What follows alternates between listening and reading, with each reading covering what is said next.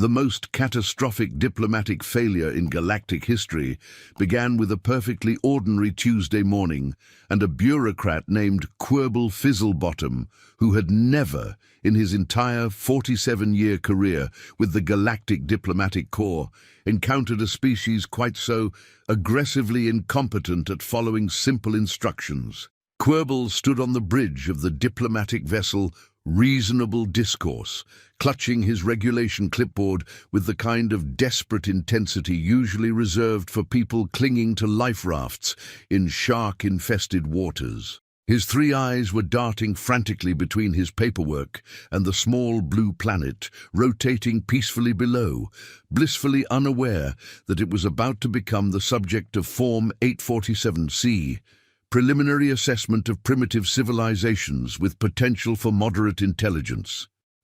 Status report, Fizzlebottom," barked Captain Graxel Boomwhiskers, whose name was far more intimidating than his actual appearance, which resembled a cross between a worried accountant and a very large hamster wearing military insignia. "Well, sir," Quirble began, his voice carrying the particular strain that comes from having spent the last 6 months preparing for this moment, "according to our long-range observations, the inhabitants of this world, designation Earth, appear to have developed rudimentary technology, basic social structures, and what our anthropologists optimistically describe as primitive yet endearing attempts at civilization." What Quirble did not know, because the Galactic Diplomatic Corps had the collective foresight of a particularly short-sighted mole, was that humans had a unique talent for turning the simplest situations into elaborate disasters with the efficiency of a perfectly designed chaos machine. Down on Earth, in a facility that the humans had grandly named the International First Contact Preparedness Center, but which was actually a hastily converted conference room in Geneva with a broken air conditioner and coffee that could strip paint, Dr. Millicent Crankworth was having what she would later describe as the mother of all panic attacks. Dr. Crankworth, whose expertise in xenolinguistics was matched only by her talent for catastrophic overthinking, was staring at a computer screen displaying what appeared to be the most complex mathematical equation ever conceived, transmitted by the approaching alien vessel. The equation covered 17 pages when printed out and included symbols that looked suspiciously like what would happen if ancient Egyptian hieroglyphs had a violent collision with advanced calculus and decided to have nightmares together. "They want us to solve this?" Dr. Crankworth exclaimed, her voice reaching frequencies that made the nearby coffee cups vibrate sympathetically. "This isn't mathematics. This is abstract art having an existential crisis." General Winston Bumblebee, whose name had been the source of considerable military embarrassment throughout his career, was pacing back and forth with the sort of purposeful stride that people use when they want to look decisive, but have absolutely no idea what they're supposed to be deciding about.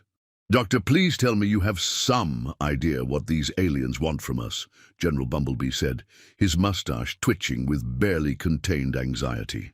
"Well," Dr. Crankworth replied, adjusting her glasses with the precise movement of someone who was about to deliver spectacularly unhelpful news, "based on my preliminary analysis, I believe they're asking us to prove our intelligence by solving this equation, which appears to be, oh dear." "Oh dear? What do you mean, oh dear?" "I mean, General, that this equation seems to be asking us to calculate the exact number of thoughts that a philosophical butterfly would have if it could contemplate the meaning of existence while flying backwards through time." The silence that followed this statement was the kind of profound quiet that usually precedes either enlightenment or complete mental breakdown. In this case, it was leaning heavily toward the latter.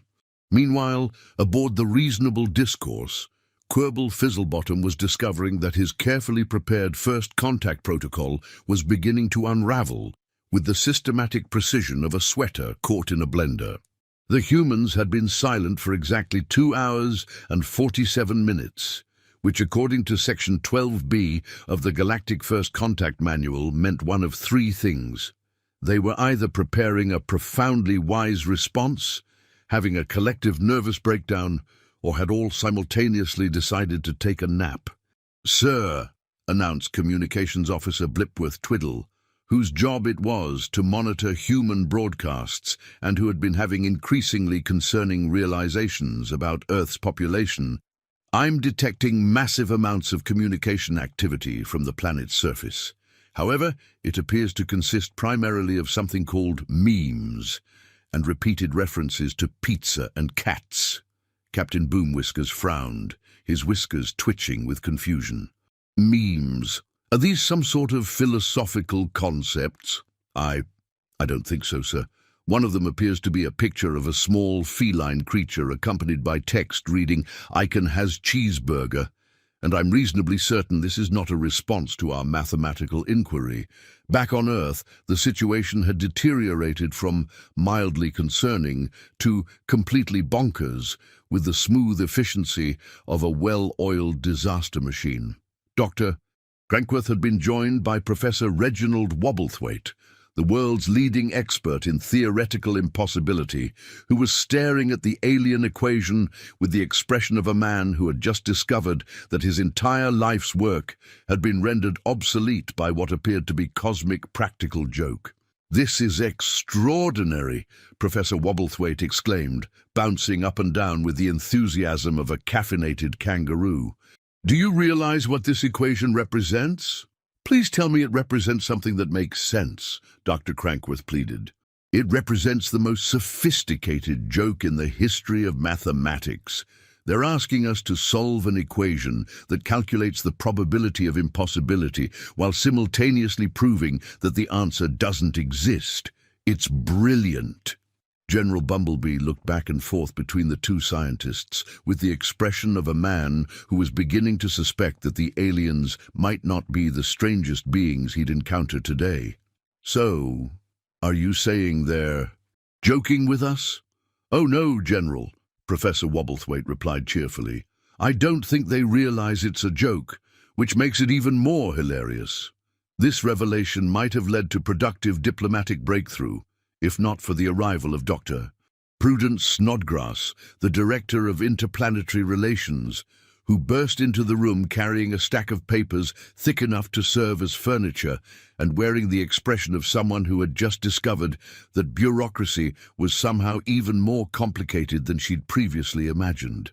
"Terrible news, everyone," Dr. Snodgrass announced with the particular enthusiasm that only career bureaucrats can muster when discussing administrative disasters.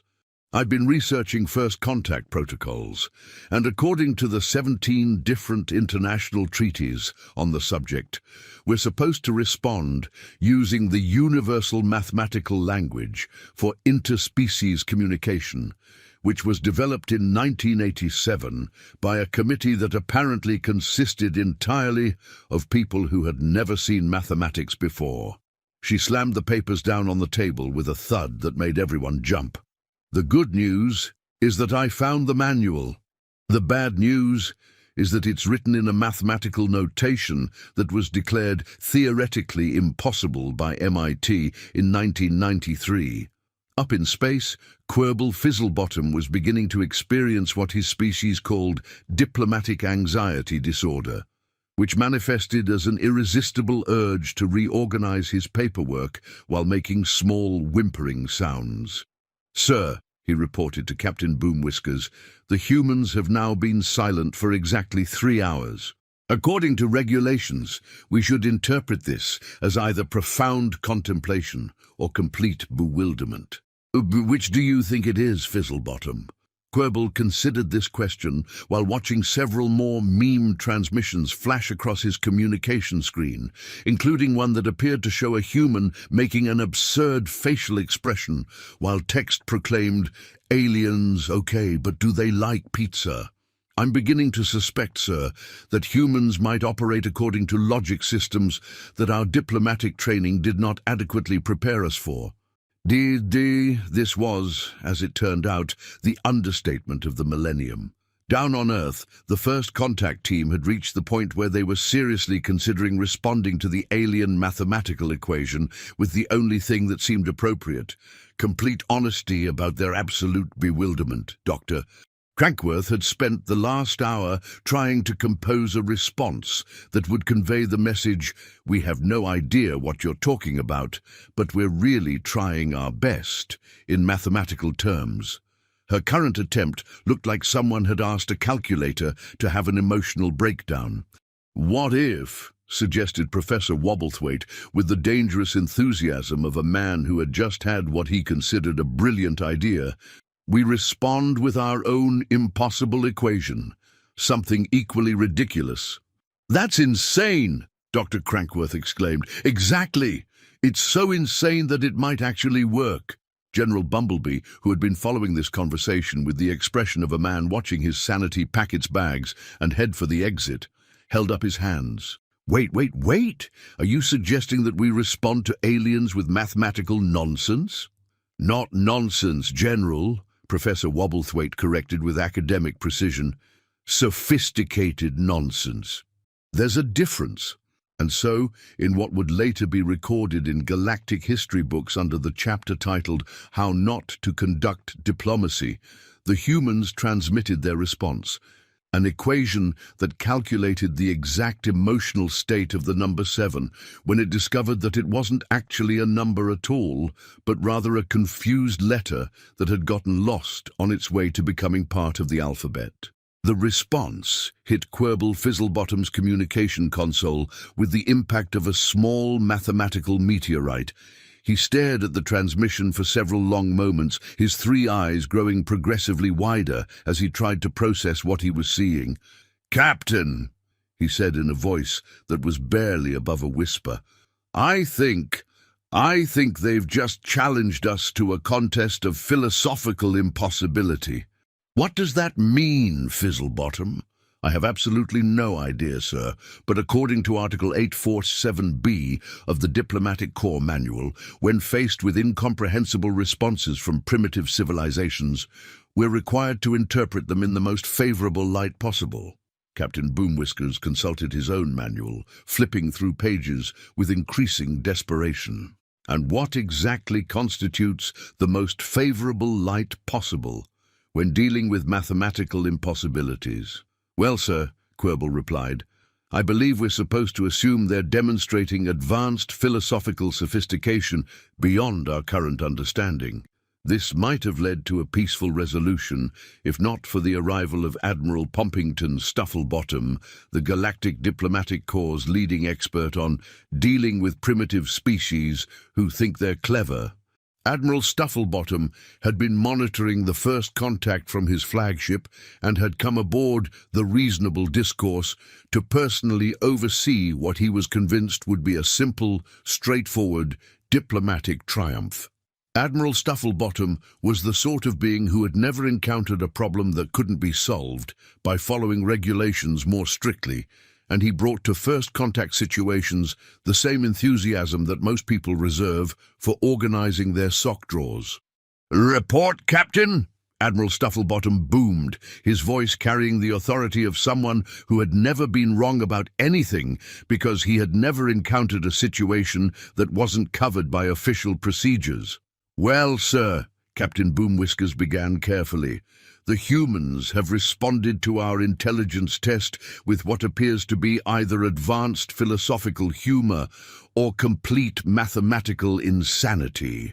Admiral Stufflebottom examined the human transmission with the confident air of someone who was about to solve everything with superior knowledge and proper procedures. His expression gradually changed from confidence to confusion to what could only be described as intellectual panic. This is impossible," he declared. "According to my calculations, what they've sent us is mathematically equivalent to asking whether the color blue has feelings about Thursday." "Yes, sir," agreed Quirble nervously. "We've established that it's impossible. The question is, what do we do about it?" Admiral Stufflebottom consulted his regulation book, flipping pages with increasingly frantic energy. According to Section 23C, when primitive civilizations demonstrate impossible mathematics, we're required to... Oh no. What is it, sir? According to regulations, mathematically impossible responses are classified as either signs of advanced intelligence that we don't understand, or as acts of deliberate mockery designed to insult our intellectual capabilities. The silence that followed this statement was broken only by the gentle humming of the ship's engines and the sound of Querble's clipboard hitting the floor. "So," Captain Boomwhiskers said slowly, "how do we tell the difference?" "According to the manual," Admiral Stufflebottom replied in a voice that suggested he was reading his own death sentence, "we ask them to clarify their intentions." Back on Earth, the first contact team was experiencing what Dr. Crankworth would later describe as the calm before the storm of absolute confusion. They had sent their response and were now waiting for the aliens to either applaud their creativity or declare war on them for being mathematically ridiculous. "Do you think they understood our equation?" Professor Wobblethwaite asked with the hopeful tone of someone who was beginning to suspect that understanding might not have been the point. "I hope not," Dr. Crankworth replied honestly. "Because if they did understand it, then we're dealing with beings whose intelligence is so advanced that they can comprehend nonsense, which is frankly terrifying." Their philosophical discussion was interrupted by the arrival of a new transmission from the alien vessel. Dr. Snodgrass, who had been monitoring communications, looked up from her console with the expression of someone who had just realized that the situation was about to become significantly worse. They're asking us to clarify whether our mathematical response was intended as a demonstration of superior intelligence or as an insult to their intellectual capabilities." The room fell silent, except for the sound of General Bumblebee's mustache twitching with increasing frequency. "Well," said Professor Wobblethwaite after a long moment, "that's a remarkably direct question." "It's also, Doctor," Crankworth added grimly, "a question that we can't answer honestly without either looking like idiots or accidentally insulting beings who probably have advanced weapons." General Bumblebee cleared his throat. "What happens if we tell them the truth? That we were just making stuff up because we had no idea what they wanted?" "According to my research, Doctor," Snodgrass replied, consulting her stack of papers, "honesty in first contact situations is either viewed as refreshing candor or as evidence of primitive simplicity, depending on the cultural context of the receiving species. And we have no idea what their cultural context is? None whatsoever." The debate that followed would later be studied in diplomatic schools as an example of how reasonable people can talk themselves into completely unreasonable decisions when faced with impossible situations. After 37 minutes of discussion, the human first contact team reached a consensus that was both logical and completely insane. They would tell the aliens exactly what they were thinking. Their response, transmitted with the kind of desperate honesty that usually precedes either breakthrough understanding or complete disaster, read, "We have no idea what we're doing. Your equation was impossible, so we made up our own impossible equation because that seemed fair. We're not trying to insult anyone, we're just confused and doing our best. Also, do you like pizza?" The message that appeared on Querble Fizzlebottom's console was so unexpected that he read it 3 times before his brain would accept that he hadn't hallucinated it. "Captain," he said in a voice that had reached frequencies usually reserved for dolphin communication, they've told us that they're confused and asked if we like pizza." "Pizza?" Admiral Stufflebottom exploded. "What in the name of galactic diplomacy is pizza?" "According to our cultural database," Communications Officer Twiddle reported, "pizza appears to be a circular food item that humans feel very strongly about. Our anthropologists describe it as a flatbread covered with various substances that humans consume with religious enthusiasm." Admiral Stufflebottom stared at this information with the expression of someone who was watching his entire understanding of the universe collapse into tiny pizza-related pieces. They've gone from impossible mathematics to food preferences. It appears so, sir. This is unprecedented.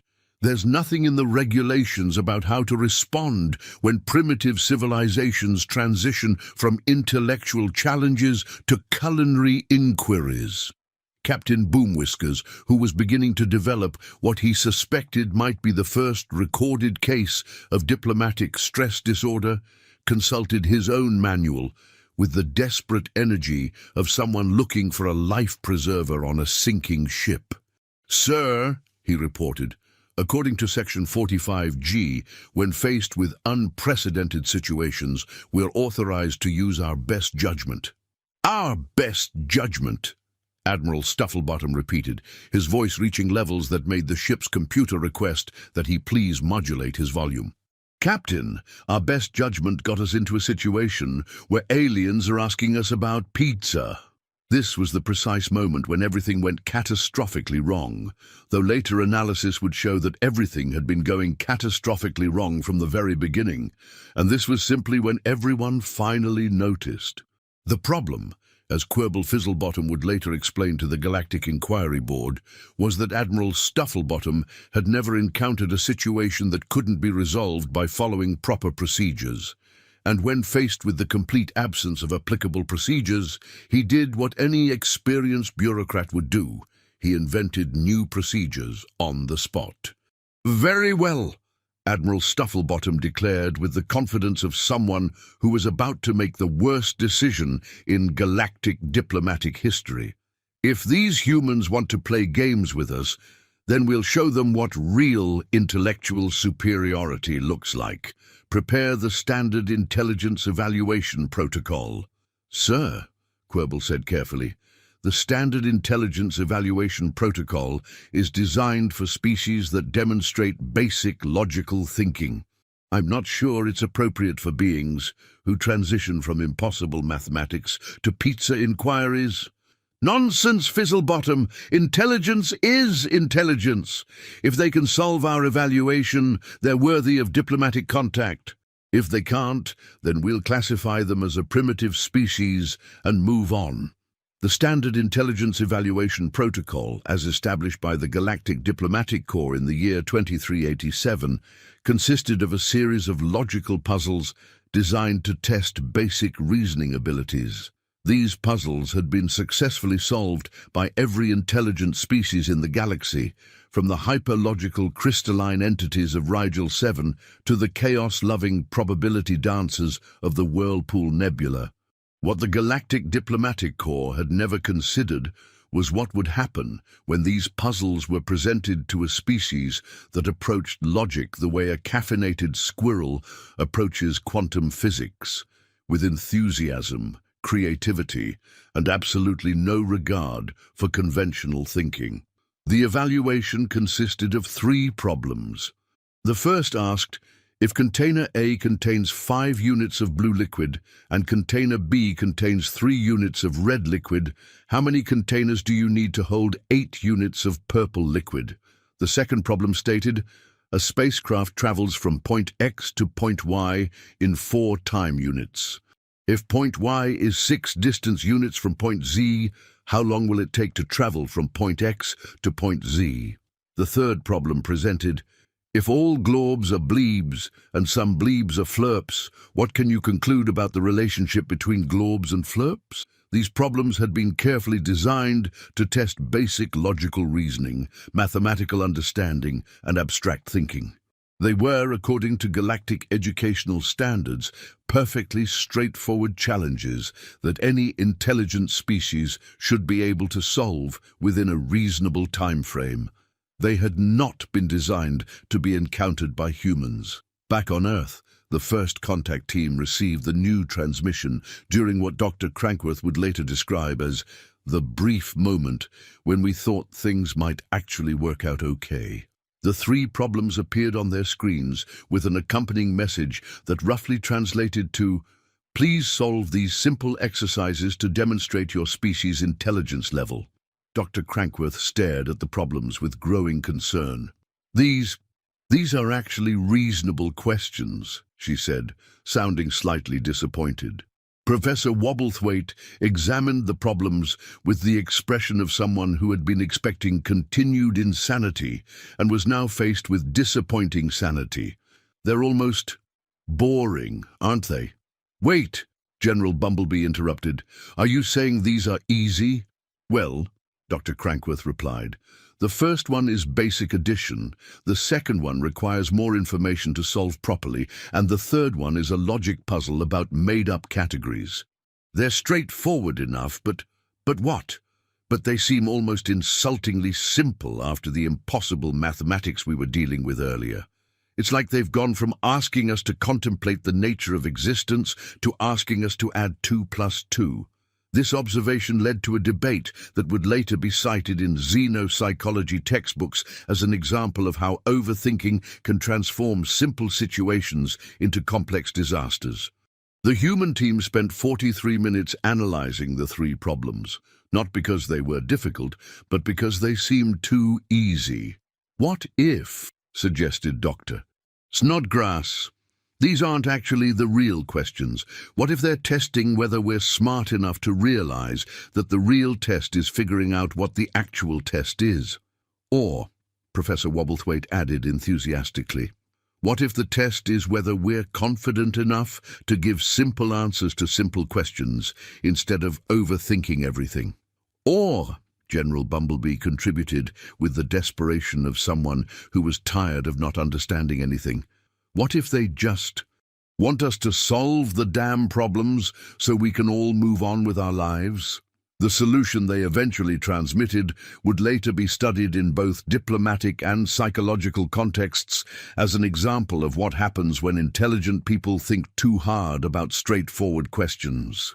For the first problem, they provided not only the correct answer, 2 containers, but also a detailed explanation of color theory, 3 alternative solutions involving different mixing ratios, and a brief essay on the philosophical implications of combining primary colors. For the second problem, they correctly identified that insufficient information had been provided, then proceeded to offer 17 different possible solutions based on various assumptions about spacecraft capabilities, gravitational effects, and the nature of time itself. For the third problem, they provided the logically correct answer, followed by a comprehensive analysis of categorical relationships, a discussion of the logical fallacies inherent in the problem's structure, and a creative alternative solution that reimagined globs, bleebs, and flirps as musical concepts.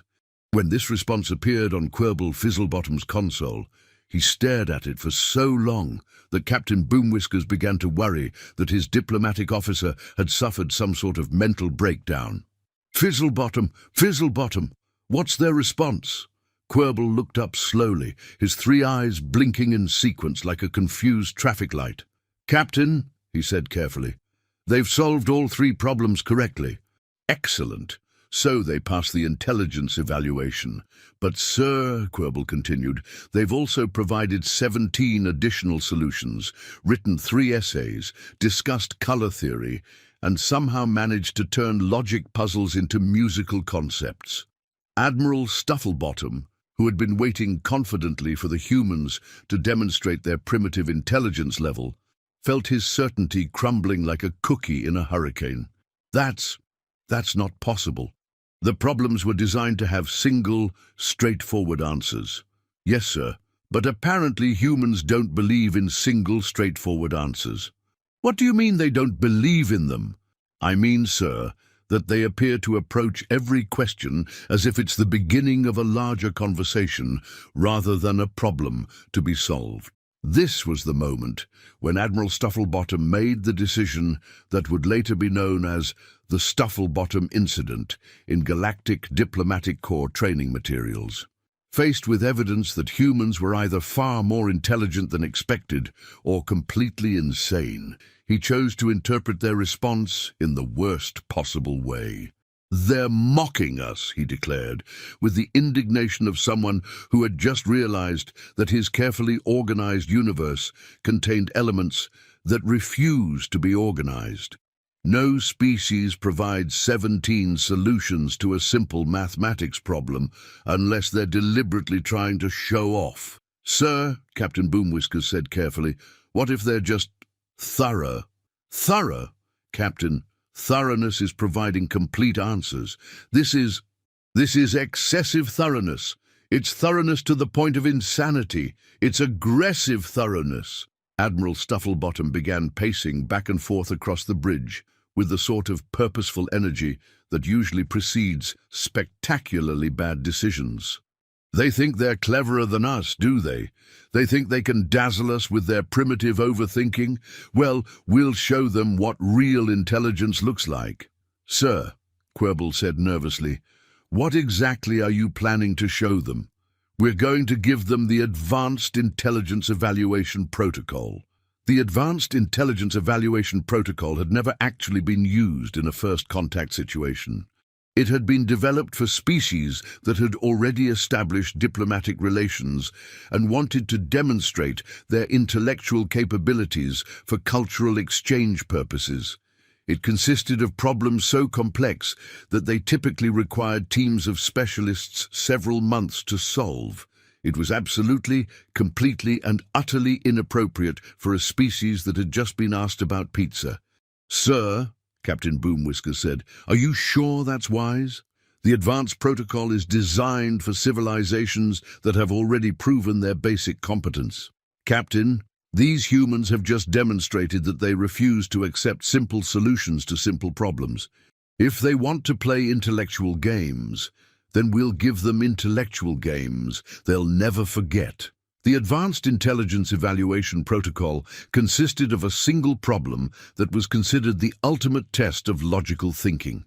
A multi-dimensional puzzle that required understanding advanced mathematics, quantum physics, philosophical reasoning, and temporal mechanics simultaneously.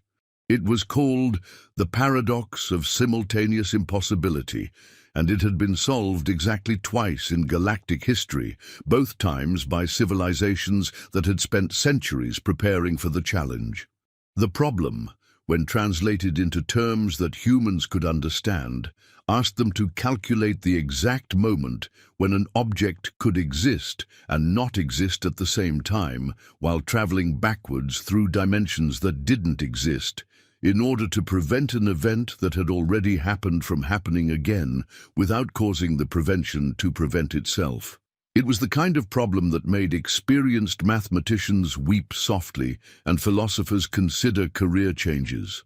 When the problem appeared on Earth's communication systems, the first contact team stared at it in the sort of profound silence usually reserved for witnessing natural disasters or receiving tax audits. "Well," Dr. Crankworth said finally, "they've escalated."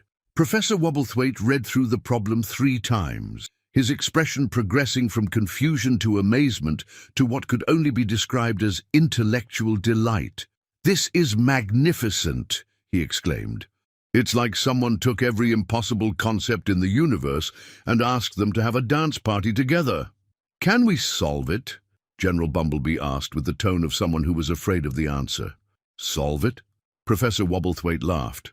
"My dear General, this problem doesn't want to be solved. It wants to be appreciated. It wants to be admired. It wants to be framed and hung on a wall somewhere so that future generations can look at it and say, 'Now that is what I call a proper impossibility.'" Dr. Crankworth, meanwhile, was experiencing what she would later describe as a moment of perfect clarity in an ocean of confusion. She looked at the problem, then at her colleagues, then back at the problem, and suddenly understood exactly what was happening.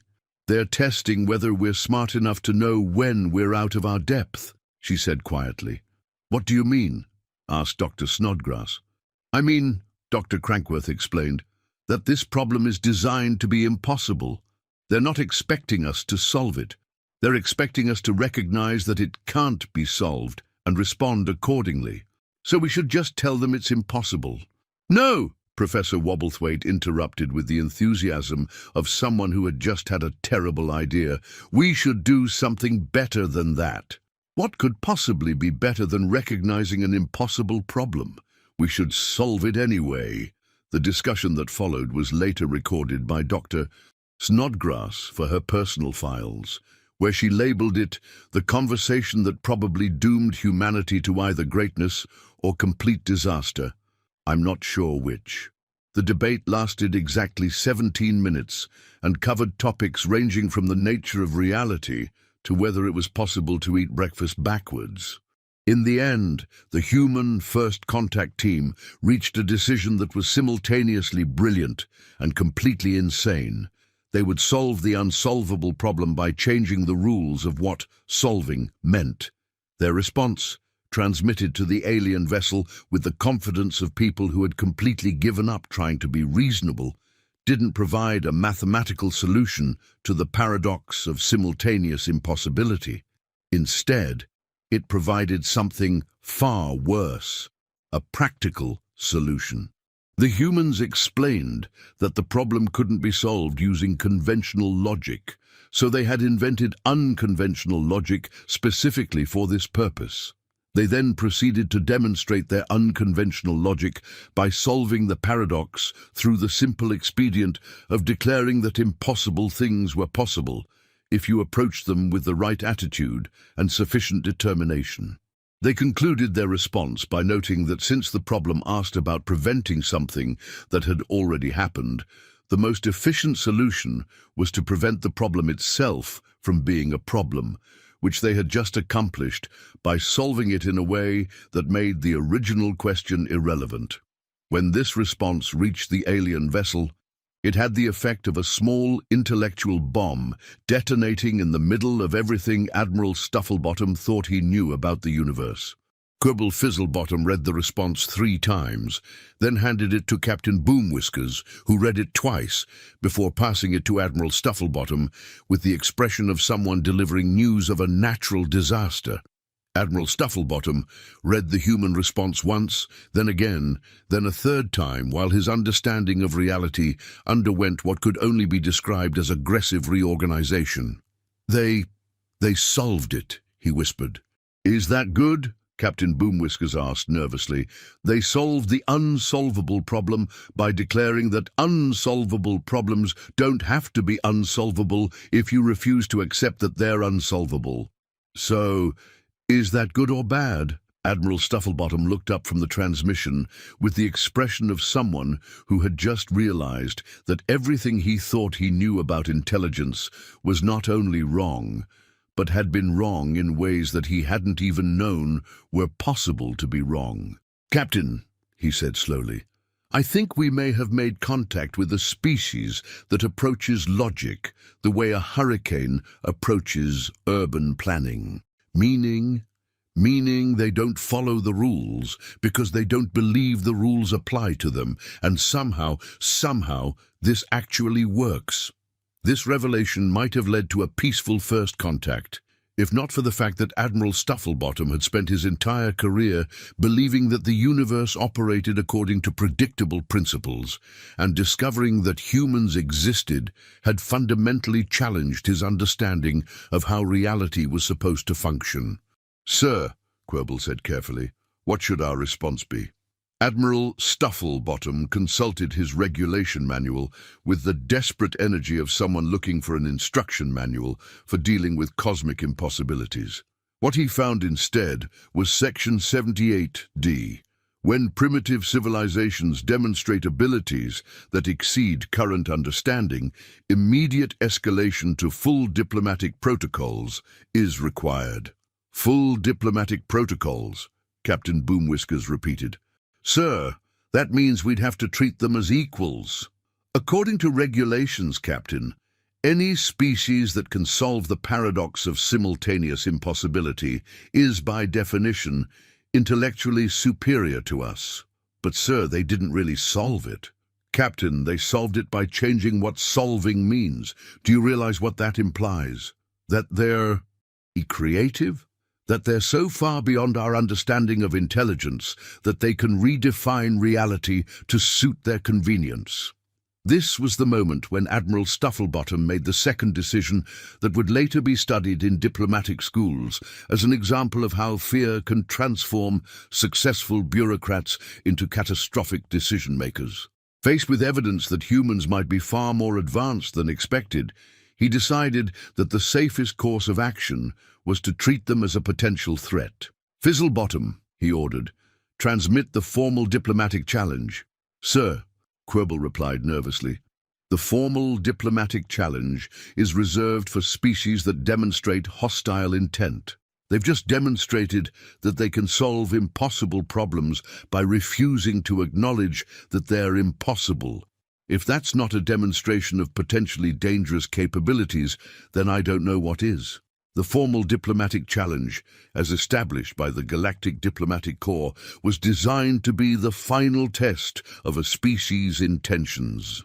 It presented them with a scenario that required them to choose between demonstrating peaceful cooperation or revealing aggressive tendencies. The challenge was carefully worded to make peaceful cooperation the obviously correct choice, while making aggressive responses seem foolish and counterproductive. The scenario presented to Earth was deceptively simple. Your species has been offered membership in a galactic community that values peace, cooperation, and mutual understanding. However, this community has rules that all members must follow. Are you willing to accept these rules, or do you believe your species should be exempt from the standards that govern civilized behavior? It was, according to diplomatic theory, impossible to answer this question in a way that would be interpreted as hostile unless a species was genuinely committed to aggressive behavior. What Admiral Stufflebottom had not considered was that humans had a unique talent for finding the one response to any question that nobody had thought to prepare for. On Earth, the first contact team received the formal diplomatic challenge during what Dr. Snodgrass would later describe as the brief period when we thought we might actually be getting the hang of this alien communication thing. The question appeared on their screens, accompanied by what the translation software identified as a message of significant formal importance, which immediately put everyone on edge, because formal importance sounded like the kind of thing that could lead to interplanetary incidents if handled incorrectly. Dr. Crankworth read the challenge aloud to the assembled team, her voice carrying the particular tone that people use when they suspect they're about to step on a diplomatic landmine. "So," General Bumblebee said after a moment of contemplative silence, "they want to know if we're willing to follow their rules." "It seems straightforward enough," Dr. Snodgrass agreed. "We say yes, we join their community, everyone gets along nicely." Professor Wobblethwaite, however, was frowning at the message with the expression of someone who smelled something suspicious. "Wait," he said slowly, "has anyone else noticed that they're asking us to agree to follow rules that they haven't actually told us about?" This observation hit the room like a small intellectual meteorite. Everyone stared at the message again and slowly began to realize that Professor Wobblethwaite was absolutely right. "They want us to commit to following unspecified rules?" Dr. Crankworth asked, her voice rising to frequencies that made the coffee machine whimper in sympathy. "It appears so," Professor Wobblethwaite confirmed. "They're essentially asking us to sign a blank contract." General Bumblebee's mustache began twitching with increasing velocity. "That seems problematic." "Problematic!" Dr. Crankworth exclaimed. "General, they're asking us to agree to unknown restrictions on behalf of our entire species. What if their rules include something like all new members must sacrifice their firstborn children to the cosmic potato god, or Tuesday is now illegal?" This led to a discussion that would later be cited in negotiation textbooks as an example of how reasonable people can talk themselves into taking unreasonable positions when faced with unreasonable requests. After 26 minutes of debate, the human first contact team reached a consensus that was both logical and diplomatically catastrophic. They would ask to see the rules before agreeing to follow them. Their response, transmitted with the confidence of people who thought they were being perfectly reasonable, read, "We appreciate your invitation to join your galactic community. However, before we can commit to following your rules, we'd like to know what those rules actually are. Could you please provide us with a complete list of regulations, restrictions, and requirements? Also, do any of these rules involve Tuesday? We're particularly fond of Tuesday and would hate to give it up." When this message appeared on Quirble Fizzlebottom's console, he experienced what his species called bureaucratic shock syndrome, which manifested as an inability to process information that didn't fit into pre-existing categories. "Captain," he said in a voice that sounded like it was coming from the bottom of a very deep well, They've asked to review the regulations before agreeing to follow them." Admiral Stufflebottom, who had been confidently waiting for the humans to demonstrate either peaceful compliance or obvious hostility, felt his expectations crumble like a sandcastle in a hurricane. "They want to review the regulations?" "Yes, sir. They've also asked specifically about Tuesday." "Tuesday? What does Tuesday have to do with galactic diplomacy?" "I'm not entirely sure, sir, but they appear to have strong feelings about it." Admiral Stufflebottom consulted his manual with the frantic energy of someone looking for instructions on how to deal with beings who insisted on reading the fine print. What he discovered was that no species in galactic history had ever asked to review the community rules before accepting membership. "This is unprecedented," he declared. "Species are supposed to accept community membership as an honor. They're not supposed to treat it like a contract." "What should we do, sir?" Captain Boomwhiskers asked. Admiral Stufflebottom flipped through his manual with increasing desperation. According to Section 94C, when species make unreasonable demands during the formal diplomatic challenge, we're authorized to interpret this as evidence of hostile intent. "Sir," Quirble said nervously, "is asking to read the rules really an unreasonable demand?" "Fizzlebottom, the rules of galactic community membership are 47,000 pages long and cover everything from interstellar trade regulations to proper etiquette for addressing crystalline life forms. No species could possibly review them in a reasonable time frame. So we're supposed to ask people to agree to 47,000 pages of rules without reading them? That's how it's always been done, Fizzlebottom. It's called trust." This might have led to a productive discussion about the nature of informed consent in interstellar relations, if not for the arrival of Emergency Communication Protocol Message 1247 Urgent, which appeared on the ship's communication system with the sort of electronic screaming that indicated cosmic-level importance. The message was from Galactic Command, and it was brief, direct, and absolutely terrifying. "Admiral Stufflebottom, stop first contact taking too long, stop complete evaluation immediately, stop mission success required for career advancement, stop failure not acceptable, stop that is all stop." Admiral Stufflebottom stared at this message with the expression of someone who had just realized that his entire future was hanging by a thread, and that thread was being held by beings who asked peculiar questions about Tuesday. "Fizzlebottom," he said in a voice that carried the particular strain that comes from having one's back against the cosmic wall, "how long have we been conducting this first contact?" 2 hours and 57 minutes, sir." "And according to Galactic Command, how long should first contact take?" "Standard protocol allows for 3 hours maximum, sir." Admiral Stufflebottom looked at his chronometer, then at the human transmission, then at his regulation manual, and made the decision that would later be known in diplomatic circles as the 3-minute solution to a 3-hour problem.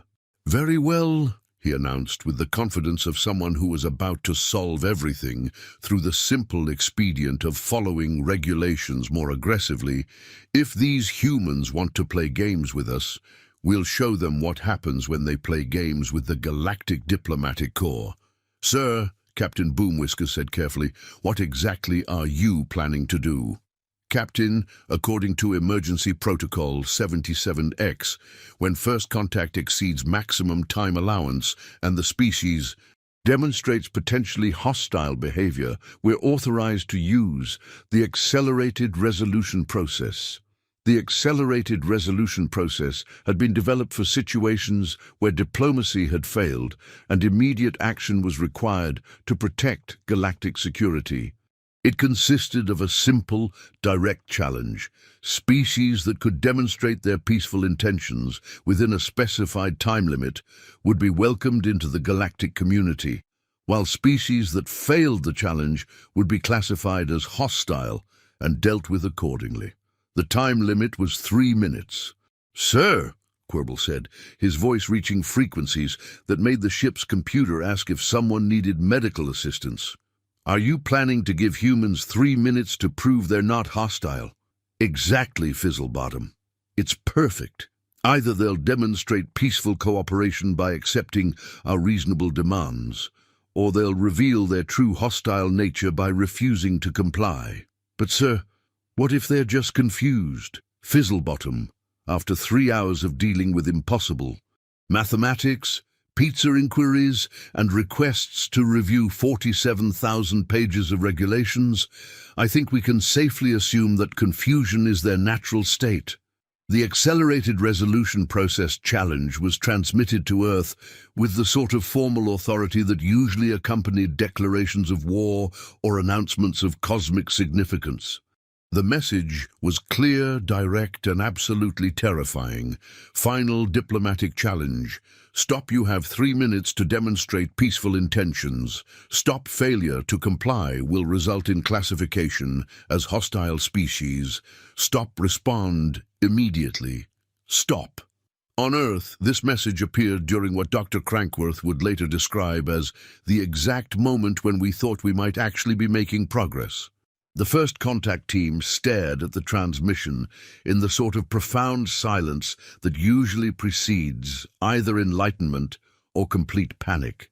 In this case, it was definitely leaning toward the latter. 3 minutes, Dr. Snodgrass whispered.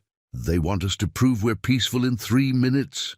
"How?" General Bumblebee asked, with the tone of someone who was watching his military career flash before his eyes. "Do you prove you're peaceful in 3 minutes?" Professor Wobblethwaite was bouncing up and down with the sort of manic energy that usually indicates either breakthrough thinking or complete mental breakdown. "This is fascinating," he exclaimed. "They've essentially asked us to provide evidence of a negative within an impossibly short time frame." "Is that good or bad?" Dr. Crankworth demanded. "It's impossible. You can't prove you're not hostile in 3 minutes. It's like asking someone to prove they're not thinking about elephants." "So, what do we do?" This was the moment when General Bumblebee, whose entire military career had been built on the principle that decisive action was better than prolonged indecision, made the decision that would later be studied in both military and diplomatic academies as an example of how sometimes the most obvious solution is also the most effective one. "We do exactly what they asked," he announced, with the sort of calm authority that comes from having given up trying to understand the situation and deciding to just deal with it directly. "Which is what, exactly?" Dr. Crankworth asked. "We demonstrate that we're peaceful." "How?" General Bumblebee looked around the room at his fellow team members, then at the communication console, then back at his colleagues with the expression of someone who had just realized that the solution to their problem was so simple that it was stupid. "We surrender," he said. The silence that followed this statement was the sort of profound quiet that usually accompanies either moments of great wisdom or spectacular stupidity, and nobody was entirely sure which this was. "We surrender," Dr. Snodgrass repeated slowly. "Think about it," General Bumblebee explained, with the enthusiasm of someone who had just solved a puzzle that had been bothering him for hours. "They want proof that we're not hostile. What could be more non-hostile than complete, immediate, unconditional surrender?" "But, General," Professor Wobblethwaite protested, "we're not actually at war with them." Exactly. We're surrendering a war that doesn't exist to beings who haven't attacked us. It's the most peaceful thing possible. The response that Earth transmitted to the alien vessel was later studied in military academies as an example of how creative thinking can transform impossible situations into merely unprecedented ones. The message read, "We formally surrender to your superior civilization and request mercy for our primitive confusion. We acknowledge your authority and submit to whatever judgment you deem appropriate. Please don't destroy our planet. We promise to be good. P.S. We still really like Tuesday, but we're willing to negotiate." Agrag. When this message appeared on Admiral Stufflebottom's communication console, it had the effect of a small diplomatic nuclear bomb detonating in the middle of his understanding of how first contact was supposed to work. They've surrendered," he announced to the bridge crew, in a voice that suggested he wasn't entirely sure what the words meant anymore. "Is that good?" Captain Boomwhiskers asked hopefully. I don't know," Admiral Stufflebottom replied, flipping frantically through his regulation manual. "There's nothing in the protocols about species surrendering during first contact. They're supposed to either demonstrate peaceful cooperation or reveal hostile intentions. They're not supposed to give up." "So, what do we do now, sir?" Admiral Stufflebottom stared at the human transmission, then at his manual, then at his chronometer, which showed that exactly 3 minutes had passed since the accelerated resolution process had been initiated. "According to regulations," he said slowly, "species that demonstrate complete non-hostility within the specified time limit are to be classified as peaceful but primitive and offered limited community membership. So, we won? I think they won by losing completely." This was the precise moment when Admiral Stufflebottom realized that humans had somehow managed to pass every single test by approaching them in ways that nobody had ever thought to prepare for. They had solved impossible mathematics by changing what solving meant, demonstrated intelligence by overthinking simple problems, and proven their peaceful nature by surrendering to beings who weren't actually fighting them. "Sir," Quirble said carefully, "what should our official response be?" Admiral Stufflebottom looked at the human surrender message, then at his regulation manual, then at his career prospects, and made the decision that would later be remembered in galactic history as either a moment of diplomatic brilliance or complete bureaucratic surrender. "Fizzlebottom," he announced, with the sort of formal authority that people use when they want to sound official while having no idea what they're doing. "Prepare the standard welcome package for new community members." "Sir, should I include the 47,000 pages of regulations they asked about?" "No, absolutely not. If we give them the regulations, they'll probably ask questions about them, and I don't think any of us are prepared for what kind of questions humans ask about regulations. So we're welcoming them to the galactic community without telling them what the rules are. Fizzlebottom, after 3 hours of dealing with these beings, I'm convinced that telling them the rules would only encourage them to find creative ways to follow them that nobody has thought of yet." The message that Earth received 23 minutes later was brief, formal, and absolutely baffling. "Congratulations, Stop. You have been accepted into the galactic community. Stop welcome package will arrive shortly. Stop. Please continue being exactly as peaceful as you currently are. Stop. Do not change anything about your approach to logic. Stop. That is all. Stop." Dim. When this message appeared on Earth's communication systems, the first contact team stared at it in the sort of stunned silence that usually follows either great victories or great disasters. Did we just accidentally join an interstellar civilization?" Dr. Crankworth asked. "I think so," General Bumblebee replied, "by surrendering to them, without knowing what their rules are. Apparently they don't want us to know what their rules are." Professor Wobblethwaite was reading the message over and over again with the expression of someone who was trying to solve a puzzle that kept changing shape. "They're telling us not to change our approach to logic," he observed. That suggests they think our approach to logic is somehow special. Special how? Dr. Snodgrass asked. I'm not sure, but considering that we've spent the last 3 hours confusing them at every turn, I suspect they think we're either far more advanced than we actually are, or so primitive that we're unpredictable. Which is it? I have absolutely no idea, and I don't think they do either. 6 months later, Dr. Millicent Crankworth was sitting in her office at the newly established Earth Office of Interstellar Relations, reading the latest communication from what humans had come to call the galactic bureaucracy. The message was typical of what they'd been receiving ever since first contact, formally polite, slightly nervous, and obviously written by beings who were still trying to figure out how to deal with humans. Dr. Crankworth, the message read, we are pleased to report that your species continues to exceed all expectations for peaceful behavior. Your recent proposal to solve interstellar trade disputes through rock, paper, scissors tournaments has been implemented in 3-star systems with remarkable success. We are still trying to understand how this works, but it appears to be more effective than our previous methods. Please continue doing whatever it is you're doing. Also, the Cosmic Council has officially declared Tuesday to be a protected concept throughout the galaxy, as requested. We're not sure why this was important to you, but we didn't want to risk finding out what would happen if we refused. Dr. Crankworth smiled as she read this, remembering the chaos of that first contact day. Humans had stumbled into galactic civilization by being completely, authentically themselves, which apparently was so unprecedented that the rest of the galaxy didn't know how to respond except by treating them with nervous respect.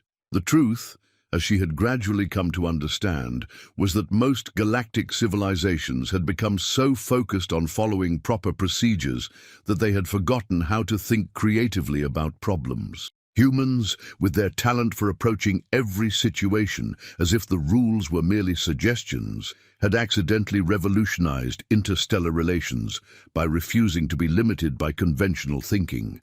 The war that had lasted 3 minutes hadn't been a war at all.